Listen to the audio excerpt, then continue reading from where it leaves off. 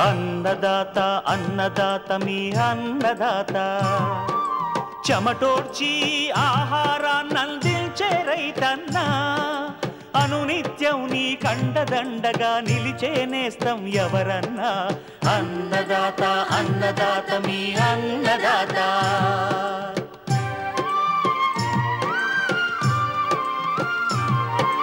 నూతన రీతుల సాగుబడికి నూరింతలు పెరిగే దిగుబడికి సూచనలిచ్చే సస్య రక్షణకు పశు పోషణకి శాస్త్ర విజ్ఞానం అందించి ముందుకు నడిపే తెలుగు రైతు భారతదేశానికి మకుటం అయ్యేలా తీర్చిదిద్దే ఆశయంతో మిమ్ము మేలు కొలిపేది అన్నదాత అన్నదాత అన్నదాత మీ అన్నదాత అన్నదాత అన్నదాత మీ అన్నదాత.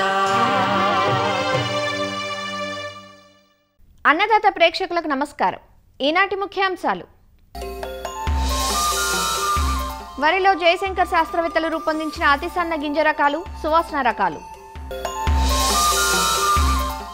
మంచినీటి చేపల రకాలు, పిల్లల ఎంపికలో మెలకువలు, ఇంకా జై కిసాన్ వ్యవసాయ సమాచారం.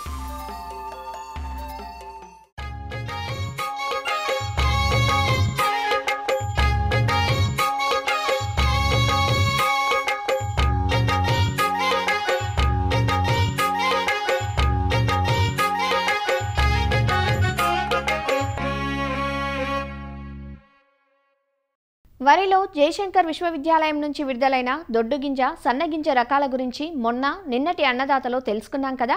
ఇక ఇటీవలి కాలంలో అతి సన్న గింజ రకాలకు ప్రాముఖ్యం పెరుగుతోంది. వీటిని లాంగ్, స్లెండర్ వెరైటీస్గా వ్యవహరిస్తారు. ఈ నేపథ్యంలోనే జయశంకర్ శాస్త్రవేత్తలు అతి సన్న గింజ రకాలను రూపొందించి విడుదల చేయటం జరిగింది. వరి రైతులు ఈ అతి సన్న గింజ రకాలతో పాటు సువాసన రకాలపై కూడా ఆసక్తి చూపుతున్నారు. మరి కొత్తగా అభివృద్ధి చేసిన అతి సన్న గింజ రకాలు, సువాసన వరి రకాల గురించి ప్రొఫెసర్ జయశంకర్ తెలంగాణ రాష్ట్ర వ్యవసాయ విశ్వవిద్యాలయం రాజేంద్రనగర్లోని వరి పరిశోధనా స్థానం ప్రధాన శాస్త్రవేత్త మరియు అధిపతి డాక్టర్ సిహెచ్ దామోదర రాజు నుంచి ఇవాల్టి అన్నదాతలో తెలుసుకుందాం. ఈ మధ్య కాలంలో రైతులు అతి సన్న గింజ రకాలను ఎక్కువగా కోరుకుంటున్నారు.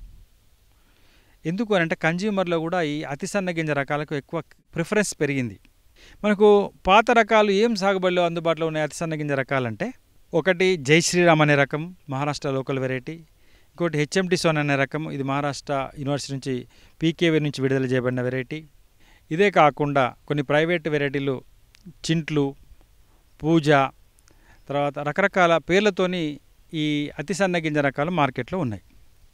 ఈ రకాలు ఎక్కువ రైతులు ప్రిఫరెన్స్ చేస్తున్నారు. ఎందుకంటే బియ్యం అతి సన్నంగా ఉంటాయి, తర్వాత బియ్యం ముద్ద కాదు, అన్నం ముద్ద కాదు, కుకింగ్ క్వాలిటీ బాగుంటుంది. కాబట్టి ఈ రకాలు బాగా ప్రాచుర్యం పొందాయి. ముఖ్యంగా ఉమ్మడి నల్గొండ జిల్లాలో ఇవి ఎక్కువ సాగుబడిలో ఉన్నాయి. ముఖ్యంగా అన్నీ కూడా 130 రోజుల కాల పరిమితితో ఈ రకాలు ఉన్నాయి. రైతులు అడిగేది ఏంటంటే, ఇవి బాగా ఉన్నాయి, వీటికి ప్రత్యామ్నాయంగా యూనివర్సిటీ నుంచి ఏమైనా రకాలు ఉన్నాయా, ఈ మధ్యకాలిక రకాలు కానీ కొంచెం కాల పరిమితి తగ్గించి స్వల్పకాలిక రకాలు ఏమైనా ఉన్నాయా అని అడుగుతున్నారు. దానికి సమాధానంగా మేము ఒకటి జగిత్యాల ప్రాంతీయ పరిశోధనా స్థానం నుంచి JGL 27356, ఇది జై శ్రీరామ్ లాంటి రకం. RNR 15048 కూడా మీకు జై శ్రీరామ్లో మనము లాంటి రకంగా కింద తీసుకోవచ్చు. అతి సన్న గింజ రకం, షార్ట్ సిలిండర్.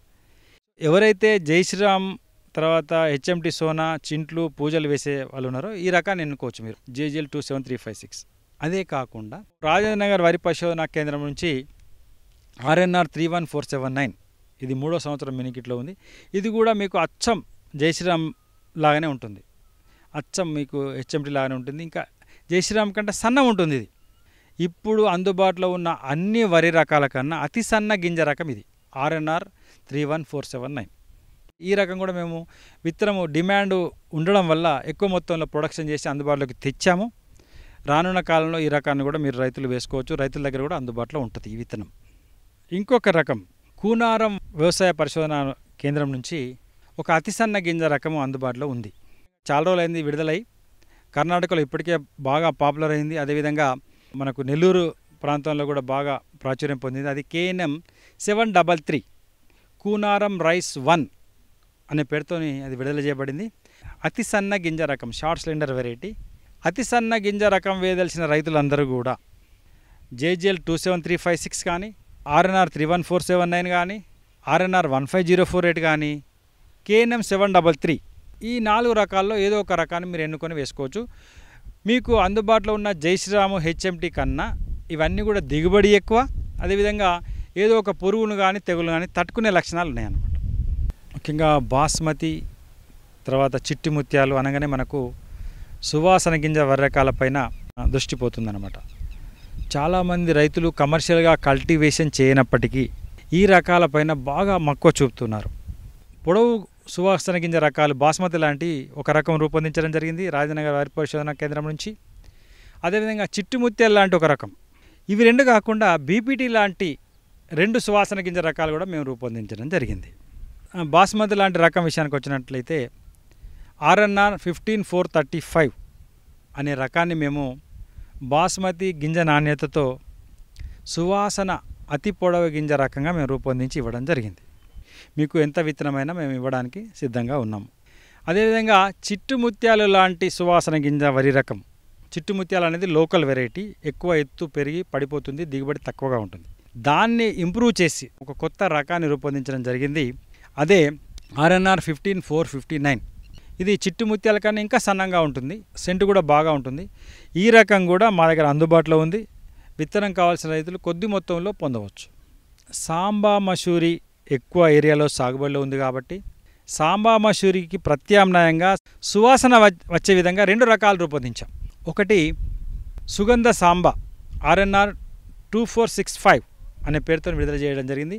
సేమ్ 135 రోజుల కాల పరిమితితో సాంబా మసూరి గింజను పోలి ఉంటుంది, మంచి సువాసన కలిగి ఉంటుంది. ఇంకొక రకము శోభిని RNR 2354 అనే నెంబర్తో విడుదల చేయడం జరిగింది.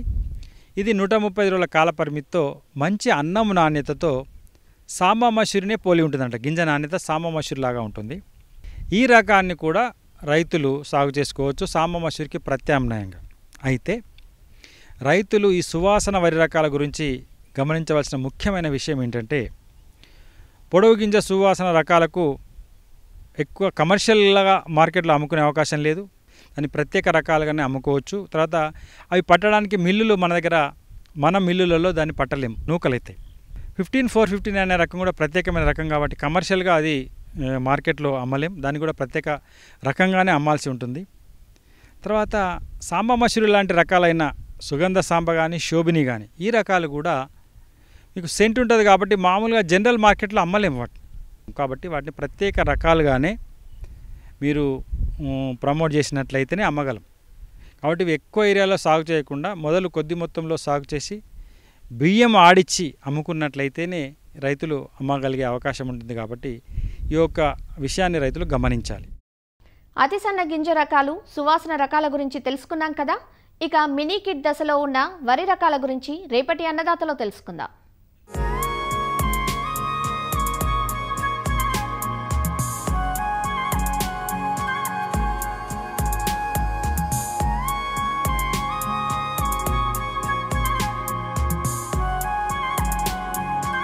వ్యవసాయాన్ని ప్రధాన ఆదాయ వనరుగా మార్చుకునే రోజులు పోయాయి. మారుతున్న వాతావరణ పరిస్థితులు, మార్కెట్ ఆటుపోట్లు, పెరుగుతున్న పెట్టుబడుల వల్ల వ్యవసాయం గిట్టుబాటు కావడం లేదు. అందుకే వ్యవసాయంతో పాటు అవకాశం ఉన్నంత వరకు అనుబంధ రంగాలను చేపట్టడం రైతుకు మేలు చేస్తుంది. పాడి పరిశ్రమ, జీవాలు, కోళ్లు, పట్టుపురుగుల పెంపకం ఈ కోవకే చెందుతాయి. అయితే కోస్తా తీర ప్రాంతాల్లో మంచినీటి వనరులున్న ప్రాంతాల్లో చేపల పెంపకం చేస్తుంటారు. ఇలాంటి చెరువుల్లో పిల్ల వదలడానికి ఇదే సరైన అదను. ప్రస్తుతం మంచినీటి చెరువుల్లో పెంపకానికి అనువైన చేపల రకాలు, పిల్లల ఎంపికలో మెలకువలను వివరిస్తున్నారు ఆచార్య ఎన్జీ రంగా వ్యవసాయ విశ్వవిద్యాలయం, శ్రీకాకుళం జిల్లా ఆముదాల వలస కృషి విజ్ఞాన కేంద్రం మత్స్య శాస్త్రవేత్త డాక్టర్ సిహెచ్ బాలకృష్ణ. చేపల సాగు చేపట్టే ముందు వాటి వాతావరణ పరిస్థితులకు అనుగుణంగా, అంటే నీటి వనరులను బట్టి, ఈ ఆహారపు అలవాట్లను బట్టి సాగుకు అనువుగా ఉండే చేపల రకాలను ఎంపిక చేసుకోవడం, వాటిలో కొన్ని జాగ్రత్తలు తీసుకోవడం వలన పెంపక కాలంలో వాటి మరణాల శాతాన్ని తగ్గించుకోవడం, ఇంకా పెంపక కాలంలో చేపల పెరుగుదల అనేది ఎక్కువగా ఉండి అధిక దిగుబడులు సాధించుకోవడానికి ఆస్కారంగా ఉంటుంది.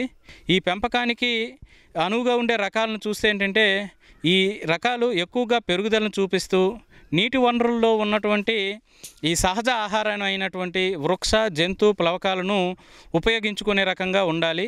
దీంతోపాటు అదనంగా మనం ఇచ్చే అదనపు మేతను కూడా, అనుబంధ ఆహారాన్ని కూడా అవి స్వీకరించే విధంగా ఉన్న చేపలను మాత్రమే మనం ఎంపిక చేసుకోవాలి. అంతేకాకుండా వాతావరణంలో అప్పటికప్పుడు లేకపోతే వాతావరణ పరిస్థితులకు అనుగుణంగా వచ్చే మార్పులను కూడా మనం పెంపకానికి చేపట్టే చేపల రకాలు తట్టుకునే విధంగా ఉండాలి. చేపల పెంపకానికి ఉపయోగించే నీటి వనరులను బట్టి, ఎంచుకున్న చేపల ఆహారపు అలవాట్లను బట్టి చెరువులో చేపలను ఎంపిక చేసుకోవాలి. ముఖ్యంగా చూస్తే ఇండియన్ మేజర్ కార్ప్ రకాలైనటువంటి కట్ల రకం అంటే బొచ్చ రకం, రోహు అంటే రాగండి రకం, మృగాల ఎర్రమైల రకాలు, ఈ 3 రకాలు మన వాతావరణ పరిస్థితులకు అనుకూలంగా పెంపకానికి అనుకూలమైనవి. ఈ ఇండియన్ మేజర్ కార్ప్ అయినటువంటి బొచ్చ రకం చూస్తే ముఖ్యంగా ఇవి చెరువులో ఉండే జంతు ప్లవకాలు, లేకపోతే ఆల్గే అనే మొక్కలు, లేకపోతే కుళ్ళుతున్న సేంద్రియ పదార్థాలను ఎక్కువగా ఆహారంగా తీసుకుంటాయి. ఇవి సంవత్సర పంట కాలంలో 1 నుండి 3 కేజీల వరకు పెరుగుదల ఉండి చెరువులో ఎక్కువ సంఖ్యలో వేసుకుని అధిక ఉత్పత్తి సాధించడానికి వీలుంటుంది. ఇంకా రెండవ రకం చూస్తే రాగండి. ఇవి ఎక్కువగా వృక్ష సంబంధమైన ప్లవకాలు, చిన్న సైజులో ఉన్న ఆల్గే, ఇంకా కుళ్ళుతున్న పదార్థాలను ఎక్కువగా ఆహారంగా తీసుకుంటాయి. ఇవి చెరువు మధ్య ప్రాంతంలో అంటే కోలం ప్రాంతంలో ఎక్కువగా ఉంటాయి కాబట్టి చెరువులో అధిక సంఖ్యలో వేసుకోవడానికి అవకాశం ఉంటుంది. ఇవి సంవత్సరానికి 1 నుండి 3 కేజీల వరకు బరువు పెరగడానికి అవకాశం ఉంది. ఇంకా మూడవ రకం చూస్తే ఎర్రమైల అంటే మృగాల రకం. ఇది ఎక్కువగా అడుగు ప్రాంతంలో ఎక్కువగా సంచరిస్తూ అడుగునటు ఉన్నటువంటి కుళ్ళుతున్న సేంద్రియ పదార్థాలను, అలాగే చనిపోయినటువంటి వృక్ష జంతు సంబంధమైన వ్యర్థ పదార్థాలను ఆహారంగా తీసుకుంటాయి. ఈ 3 రకాలు, ఇప్పుడు చెప్పిన 3 రకాలు తవుడు, వేరుశనగ చెక్క, ప్రత్తి చెక్క, ఇంకా సోయా చెక్క ఇటువంటి మేత పదార్థాలను కూడా అనుబంధ ఆహారంగా ఇస్తే స్వీకరిస్తాయి కాబట్టి వీటిని పెంపకానికి మనం ఎంపిక చేసుకోవాలి. ఇప్పుడు చెప్పిన ఇండియన్ మేజర్ కార్ప్ రకాలతో పాటు విదేశీ రకాలైనటువంటి అంటే ఎగ్జోటిక్ కార్ప్ రకాలైనటువంటి గడ్డి చేప, బంగారు తీగ, వెండి చేప రకాలను కూడా పెంచుకోవడానికి అవకాశం ఉంది. ఈ వెండి చేప చూస్తే ముఖ్యంగా ఇది నీటి ఉపరితలంలో అంటే బొచ్చే రకంతో పాటు ఇది ఉపరితలంలో ఎక్కువగా ఉండి వృక్ష ప్లవకాలను ఎక్కువగా ఆహారంగా తీసుకుంటాయి. ఇవి సంవత్సర కాలంలో 1.5 నుండి 3 కేజీల వరకు బరువు పెరుగుతాయి. ఇంకా ఈ ఎగ్జోటిక్ కార్ప్లో రెండవ రకం గడ్డి చేప రకం ముఖ్యంగా వృక్ష జంతు ప్లవకాలను, మెత్తటి గడ్డి, లెమ్నా, హైడ్రిల్లా, వాలిస్నేరియా ఇటువంటి కలుపు మొక్కలను ఎక్కువగా ఆహారం తీసుకుంటాయి. ఈ గడ్డి చేప రకం చూస్తే ఒక రోజులో తన శరీర బరువుకు సుమారు 3 రెట్ల బరువు ఉండే ఆహారాన్ని తీసుకుంటాయి కాబట్టి కలుపు నివారణకు ఈ గడ్డి చేప రకం చాలా ముఖ్యమైనదిగా చెప్పుకోవచ్చు. ఇవి ఒక సంవత్సర పంట కాలంలో 2.5 నుండి 5 కేజీల వరకు పెరుగుదల చూపిస్తాయి. ఇంకా మూడవ రకం బంగారు తీగ రకం. ముఖ్యంగా ఇవి కీటక లార్వాలు కానీ, పురుగులు కానీ, అడుగు భాగంలో ఉన్నటువంటి ఈ నత్తగొల్లలు వంటి వాటిని, ఇంకా సేంద్రియ పదార్థాన్ని ఎక్కువగా ఆహారంగా తీసుకుంటాయి. ఇవి కూడా సంవత్సర కాలంలో 1.5 నుండి 3 కేజీల వరకు పెరుగుదలను చూపిస్తాయి.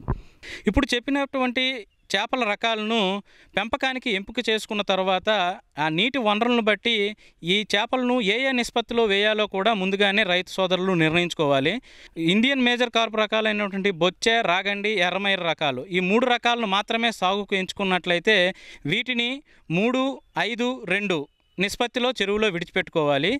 ఈ 3 రకాలతో పాటు బంగారు తీగ రకాన్ని కూడా మనం ఎంచుకున్నట్లయితే అప్పుడు చూస్తే బొచ్చే, రాగండి, ఎర్రమైల, బంగారు తీగ ఈ 4 రకాలను 3-4-1-2 ఈ నిష్పత్తిలో ఉండేటట్లుగా మనం చూసుకోవాలి. కలుపు మొక్కల బెడద ఎక్కువగా ఉండే చెరువుల్లో కనీసం 10% వరకు గడ్డి చేపలను మనం విడిచిపెట్టేలాగా చర్యలు తీసుకోవాలి. ఈ గడ్డి చేపల సంఖ్యను మనం పెంచేటప్పుడు రాగండి సంఖ్యను మనం తగ్గించుకోవాలి. ఇప్పుడు చెప్పిన ఈ ఇండియన్ మేజర్ కార్ప్ రకాలు, ఈ విదేశీ కార్ప్ రకాలతో పాటు తొందరగా పెరుగుదల చూపించి తక్కువ నీటి లోతు ఉన్నటువంటి చెరువుల్లో కానీ, లేకపోతే తక్కువ కాలం నీరు ఉండే చెరువుల్లో కానీ ఈ ఉన్నటువంటి వాతావరణ పరిస్థితులను తట్టుకోగలిగే పంగేసియస్ రకాలను కానీ, మార్పు రకాలను కానీ కూడా సాగుకు ఎంపిక చేసుకోవచ్చు. ఈ మార్పు రకాలు కానీ, పంగేసియస్ రకాలు కానీ తక్కువ కాలం పాటు నీరు ఉండే చెరువుల్లో, ఇంకా లోతు తక్కువగా ఉండే చెరువుల్లో ఈ రకం చేపలను అధిక సాంద్రతలో కూడా చేపల పెంపకానికి అనువుగా ఉంటాయి.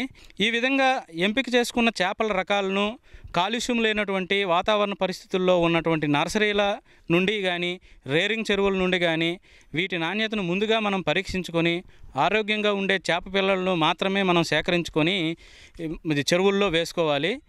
ఈ విధంగా ఇప్పుడు చెప్పిన విధంగా రైతు సోదరులు ఈ చేప పిల్లల ఎంపికలో కానీ లేకపోతే చేపల రకాల ఎంపికలో కానీ పంటకాలం ముందస్తుగానే ఈ జాగ్రత్తలు కానీ తీసుకున్నట్లయితే పంటకాలం అంతా చేపల పెరుగుదల అనేది చాలా అధికంగా ఉండి అధికంగా ఉత్పత్తి సాధించడానికి ఆదాయాన్ని పొందడానికి అవకాశం ఉంటుంది.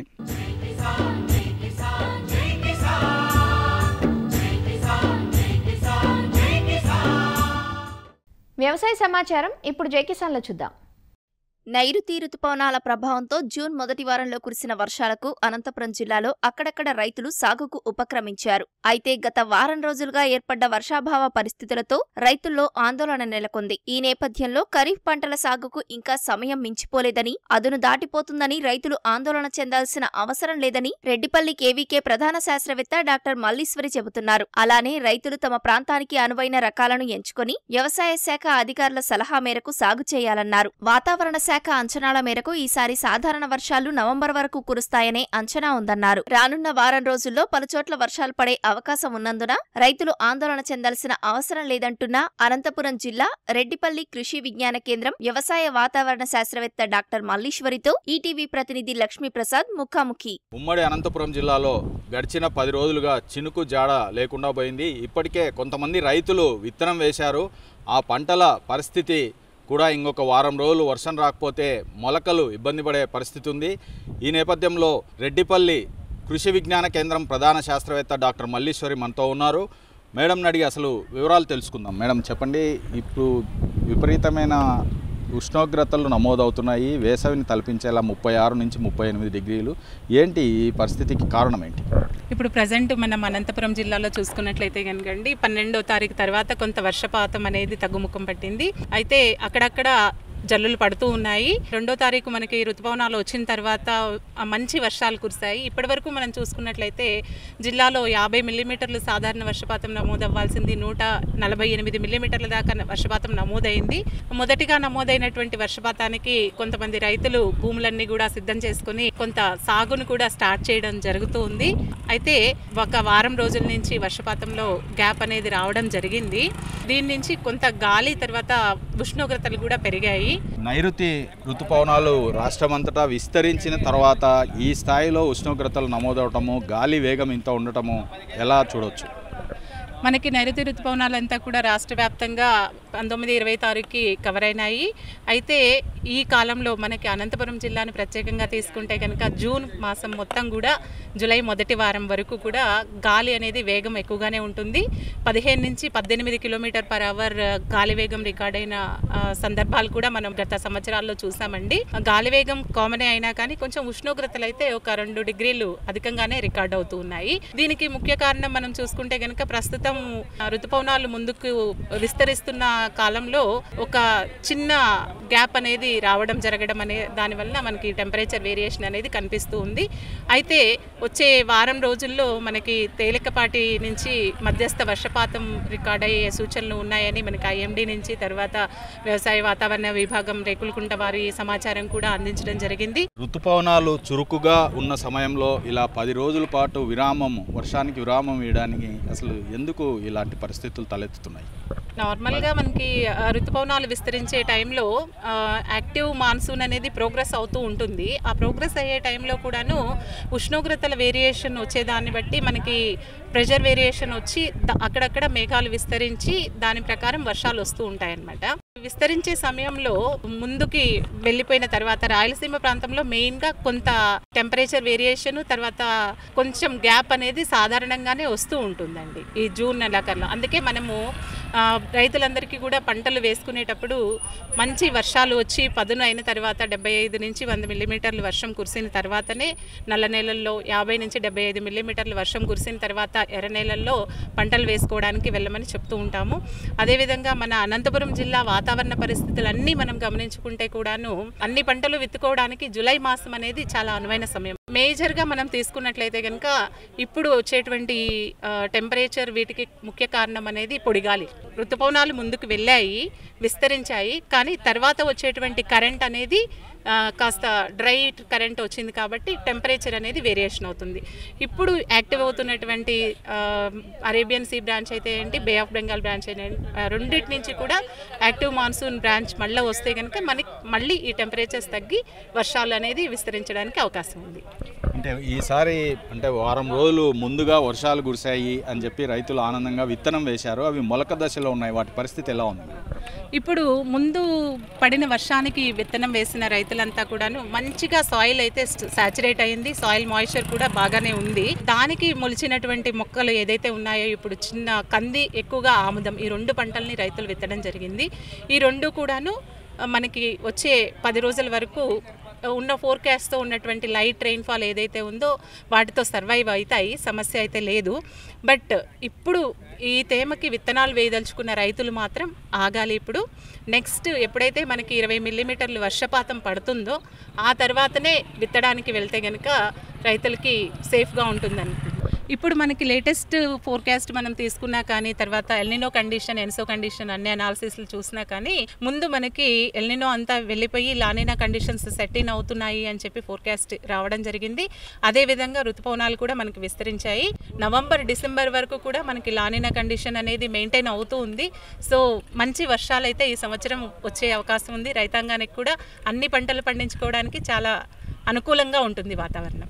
ప్రధానంగా ఈ వాతావరణ ఉడుదుడుకులు, హెచ్చుతగ్గులు, వర్షానికి విరామము, ఇట్లాంటి పరిస్థితుల్లో మీరు రైతులకు ఇచ్చే సూచనలు ఏంటి? ఏ పంట అయినా ఎంచుకునే ముందు మంచి రకాలని ఎంచుకోవాలి. వేరుశెనగలోనూ మనకి ఇప్పుడు అధిక దిగుబడిని ఇచ్చేటువంటి TCGS 1694 విశిష్ట రకము, తర్వాత బెట్టని తట్టుకునేటువంటి కదిరి లేపాక్షి, ఇరిగేషన్ ఫెసిలిటీస్ ఉండి ప్రొటెక్టివ్ ఇరిగేషన్ ఇవ్వగలరో అక్కడ మనకి కదిరి, చిత్రావతి లాంటి బోల్డ్ సీడెడ్ వెరైటీస్, ఏదైతే పచ్చి శనక్కాయలకి మంచి డిమాండ్ ఉందో అలాంటి రకాలని కూడా వేసుకోవచ్చు.